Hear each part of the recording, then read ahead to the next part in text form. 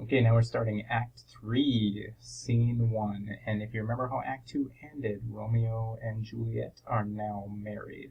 So we're going to see here as Mercutio and Benvolio come in and they're talking. We're going to see Romeo enter, and he's going to be in high spirits, and it's going to be hard for him to get angry, because what's going to happen is we're going to have Tybalt come into the scene here in a public street with Mercutio and Benvolio and Romeo. So the Capulets and the Montagues will have a little bit of a conflict here.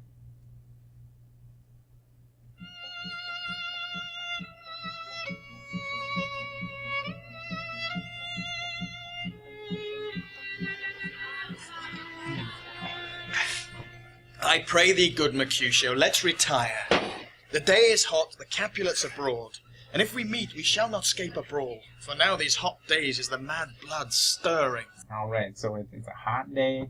Benvolio is always the one who's a little more level-headed and says, you know what, Mercutio, let's leave. Let's go back to our places, because if we do see a Capulet, we're not going to be able to escape a brawl.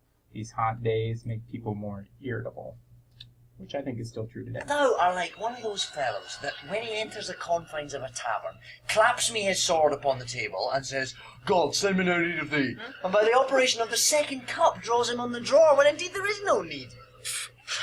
Am I like such a fellow? Mercutio gives him a hard time for being someone who seeks peace. Come, come. Thou art as hot a jack in thy mood as any in Italy, and as soon moved to be moody, and as soon moody to be moved. And what two? Yea, and there were two such, we should have none shortly, for one would kill the other. Thou? Why, thou wilt quarrel with a man that hath a hair more or a hair less in his beard than thou hast. Thou wilt quarrel with a man for cracking nuts, having no other reason but because thou hast hazel eyes. What eye but such an eye would spy out such a quarrel? Thy head is as full of quarrels as an egg is full of meat, and yet thy head hath been beaten as addle as an egg for quarrelling. Thou hast quarrelled with a man for coughing in the street because he hath wakened thy dog that hath lain asleep in the sun. Didst thou not fall out with a tailor for wearing his new doublet before Easter? With another for tying his new shoes with old ribbon, and yet thou wilt tutor me from quarrelling. Okay, so now, and this is, you gotta imagine Benvolio and Mercutio just giving each other a hard time. Mercutio's like, hitting him in the face, or when he's talking about have no hair, less a beard than thou hast, and obviously Benvolio wouldn't have much of a beard, so he's teasing him about that, teasing him about all the little things that he's gotten into fights over. So why is he lecturing him on fighting? And I was so apt to quarrel as thou art, any man should buy the fee simple of my life for an hour and a quarter. The fee simple, oh, simple. By my head, here come the Capulets. And now here comes By my Tybalt. heel I care not. Follow me close, for I will speak to them. Gentlemen, good dead, a word with one of you. Ah, but one word with one of us? Couple it with something. Make it a word and a blow. You shall find me apt enough to that, sir, and you will give me occasion. Could you not take some occasion without giving? Mercutio, thou consortest with Romeo. Consort? What? Dost thou make us minstrels? And thou make... Alright, so Tybalt is going to try to find, he's looking for Romeo, because if you remember, Romeo went to the Capulet ball, and Tybalt bowed and challenged him to a fight. So Mercutio obviously is going to, he's the one who's very wordy and very, he's going to give people a hard time, so he's going to give Tybalt a hard time, but remember what Tybalt's personality is like. Minstrels of us look to hear nothing but discourse. Here's my fiddle stick. Here's that shall make you dance. Soons, consort! We talk So he here takes in out the his public sword. haunt of men. Either withdraw unto some private place, or reason coldly of your grievances, or else depart. Here all eyes gaze on us. And Benvolio has great advice here, because he says, listen, you're in public.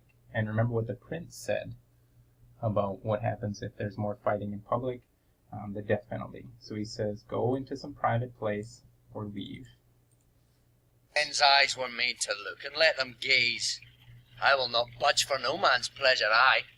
Well, peace be with you, sir. Here comes my man. But I'll be hanged, sir, if he wear your livery. Marry, go before to field, he'll be your follower. Your worship in that sense may call him man. Romeo, The love I bear thee can afford no better term than this. Thou art a villain. Tybalt, the reason that I have to love thee doth much excuse the appertaining rage to such a greeting. Villain am I none. Therefore farewell. I see thou know'st me not. So, and now notice how they changed the term in this text to hate, because that's what he truly means. But he says, you know, he has nothing other than the term villain for him. But look at what Romeo's response is. He says, you know what? The reason that I have to love thee doth much excuse that appertaining rage to such a grief. Villain am I none, therefore farewell. So basically, like, I have no reason to be angry with you, because now he has reason to love him. And what has changed Romeo's personality? His marriage to Juliet. So now he considers Tybalt to be even family. Boy, this shall not excuse the injuries that thou hast done me, therefore turn and draw. He I do wants to fight him. protest I never injured thee, but love thee better than thou canst devise, till thou shalt know the reason of my love. And so, good Capulet, which name I tender as dearly as mine own, be satisfied. Oh, come. So now Mercutio can't even handle this. Romeo's so calm and loving because, you know, he's married to Juliet, but he doesn't share that. He says, until thou shalt know the reason of my love. But Mercutio now is going to draw his sword and jump in. Dishonourable, vile submission! Aristocrata carries it away!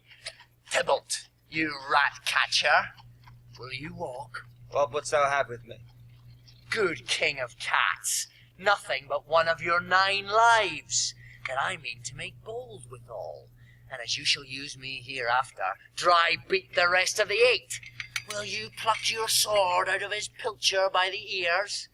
Make haste, lest mine be about your ears and it be out. I am for you. Gentle Mercutio, put thy rapier Now out. they're Sir, gonna you're fight. passado Romeo's here! trying to stop Draw, Benvolio, beat down their weapons. Gentlemen, for shame, forbear this outrage. Tybalt, Mercutio, the prince expressly hath forbid this bandying in Verona's streets. Oh, Temple, good Mercutio! Ah! Ah! Ah! I am hurt! Oh, plague of both your houses! I am sped! Is he gone and hath nothing? What? Art thou hurt? A scratch. A scratch. Oh, Mary, 'tis enough. Oh, where is my page? Go, villain, fetch a surgeon! So Mercutio is fatally wounded here in this battle with Tybalt. But notice what he says right after he's stabbed. A plague of both your houses, and I am sped. A plague of both your houses, he's referring to the Montagues and the Capulets, and saying he curses them both for this feud. Courage, man, the hurt cannot be much. No, 'tis not so deep as a well, nor so wide as a church door, but And to 'tis enough. downplay it. 'Twill serve. Ask for me tomorrow, and you shall find me a grave man. You know he's dead. I am peppered, I warrant, for this world. A plague of both your houses. Again, he curses them. Runs a dog, a rat, a mouse, a cat to scratch a man to death. A braggart, a rogue, a villain that fights by the book of arithmetic. Why the devil came you between us? I was hurt under your arm. I thought all for the best. He was trying to break Get him me off. into some house, Benvolio, or I shall faint. Oh, plague of both your And there's houses! the third curse. They have made worms meat of me. I have it, and soundly too. Your houses! Okay, so worms meat of me. Obviously, he's going to go into the ground, where the worms will eat him. This gentleman, the prince is near alive, my very friend, hath got this mortal hurt in my behalf. So Mercutio was standing up for Romeo and he got hurt. Remember, Mercutio is also the prince's friend. My reputation stained with Tybalt's slander, Tybalt that an hour hath been my cousin. Oh, sweet Juliet, thy beauty hath made me effeminate, and in my temper softened valor's steel. So notice what he says. His love for Juliet has made him soft. Romeo, brave Mercutio is dead. that gallant spirit hath espied the clouds, which too untimely here did scorn the earth. So Mercutio is now in the clouds. This day's black fate on more days doth depend. This but begins the woe, others must end. So now notice how his attitude now changes. Comes the furious Tybalt back again. Alive in triumph and Mercutio slain. Away to heaven respective lenity and fire-eyed fury be my conduct now. Tybalt, take the villain back again that late thou gavest me, for Mercutio's soul is but a little way above our heads, staying for thine to keep him company. Either thou or I, or both must go with him. Thou Somebody else has to boy die. that didst consult him here shalt with him hence. This shall determine that. So Romeo can fight Tybalt. No! Romeo! Yes!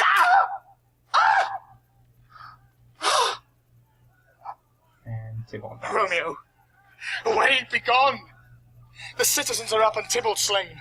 Stand not amazed, the prince will do thee death if thou art taken. Hence, be gone, away! So let's witness this. I that am Romeo has killed Tybalt. fortune's fool. Why dost thou stay? Which way ran he that killed Mercutio? So he says, I am Fortune's fool. He is destined now. And now he knows he was married to Juliet. Nobody else knows, but he's going to be sentenced to death. Tybalt, that murderer, which way ran he? There lies that Tybalt. Up, sir, go with me. I charge thee in the prince's name, obey. So now Tybalt is dead. He killed Mercutio, but the person who killed Tybalt is still out there. Where are the vile beginners of this fray? The prince is going to get answers. I can discover all the unlucky manage of this fatal war. There lies the man slain by young Romeo that slew thy kinsman, brave Mercutio. Tybalt, my cousin. Oh, my brother's child. Lady Capulet is upset Oh, over prince. Oh, husband. her kinsman's death. Oh, the blood is spilled of my dear kinsman. Prince, as thou art true, for blood of ours, shed blood of Montague. Oh, cousin, cousin. Benvolio, who began this bloody fray? Tybalt, He's going to tell him he what is happened. slain, whom Romeo's hand did slay. Romeo that spoke him fair, bid him bethink how nice the quarrel was, and urged with all your high displeasure. All this uttered with gentle breath, calm look, knees humbly bowed, could not take truce with the unruly spleen of Tybalt, deaf to peace. But that he tilts with piercing steel at bold Mercutio's breast, who all is hot, turns deadly point to point, and with a martial scorn with one hand beats cold death aside, and with the other sends it back to Tybalt, whose dexterity retorts it. Romeo, he cries aloud, hold, friends, friends part! And swifter than his tongue, his agile arm beats down their fatal points, and twixt them rushes, underneath whose arm an envious thrust from Tybalt hid the life of stout Mercutio, and then Tybalt fled.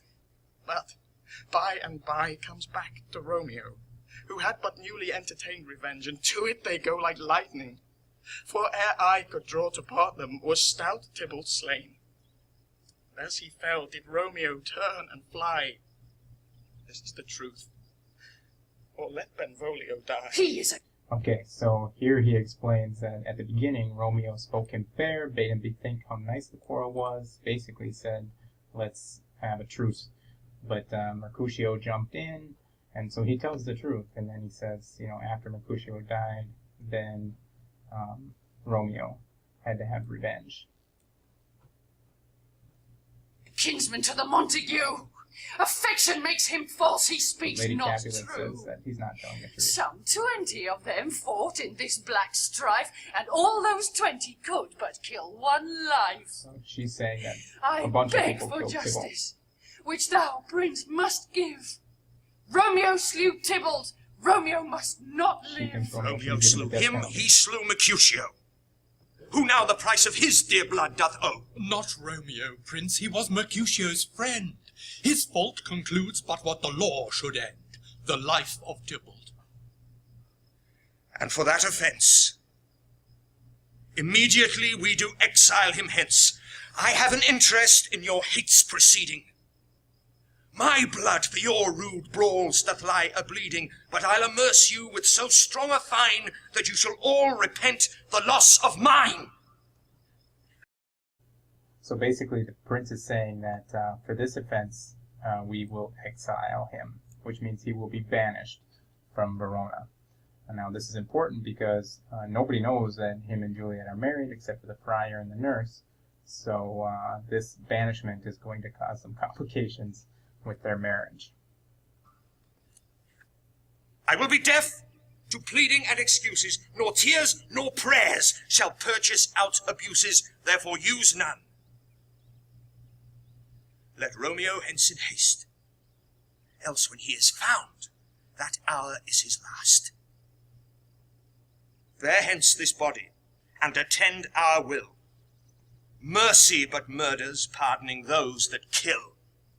So basically he will show no mercy, and he will banish him. He will not hear excuses. He will be deaf to pleading and excuses. He will not hear tears or prayers to purchase out these abuses.